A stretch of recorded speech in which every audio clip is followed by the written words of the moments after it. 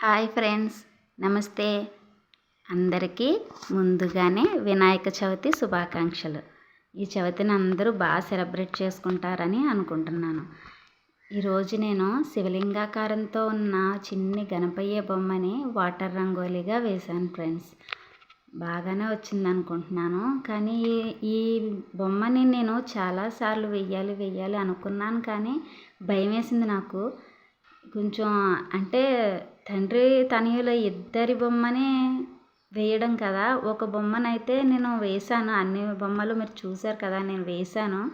కానీ సింగిల్గా లింగాకారాన్ని, సింగిల్గా వినాయకుడిని గట్రా వేశాను. కానీ ఇలా ఇద్దరు ఉన్నది నేను ప్లేట్లో అడ్జస్ట్ చేసి వేయగలుగుతానా, అందంగా వస్తుందా, కన్ఫ్యూజన్గా కనిపిస్తుందా, ఎలా ఉంటుంది, నాకు చాలా డౌట్లు వచ్చేసాయి. వేయలేనేమో అని అప్పుడే 2-3 టైమ్స్ నేను వేయడానికి ట్రై చేసి కూడా మానేసి వేరే బొమ్మ వేసేదాన్ని. ఈసారి వెయ్యాలి ధైర్యం చేసి.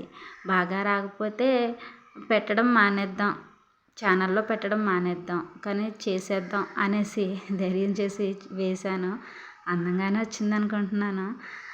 ఏమో ఆ తండ్రి నా చేత అలా చేయించుకోవడం కూడా చాలా గొప్ప విషయం కదా. నేను ఈ వాటర్ రంగోలీలు వేయగలుగుతాను, నాకు ధైర్యంగా చేయగలుగుతాను అని అసలు నేను అనుకోలేదు. వేయాలనే ఆశని ఇలా నెరవేర్చుకుంటున్నాను. ఈ లింగాకారం ఇంకా పెద్దది ఉంది. బుజ్జి గణపైన కూడా ఇంకా బాడీతో పెద్ద బొమ్మనే నేర్చుకున్నాను, కానీ ప్లేటు సరిపోలేదు ఫ్రెండ్స్.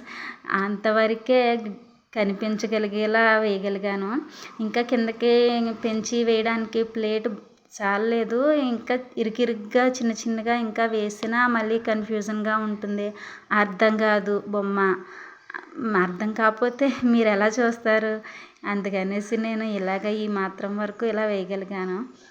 మీకు నచ్చినట్లయితే లైక్ చేసి, షేర్ చేసి, సబ్స్క్రైబ్ చేసుకోండి ఫ్రెండ్స్. నా ఛానల్ని మీరు సబ్స్క్రైబ్ చేసుకుంటే నాకు మోటివేషన్గా ఉంటుంది. ఇలాంటి వీడియోస్ ఇంకా ఎన్నో చేయాలని ఆశపడుతున్నాను. Please subscribe. Thank you friends.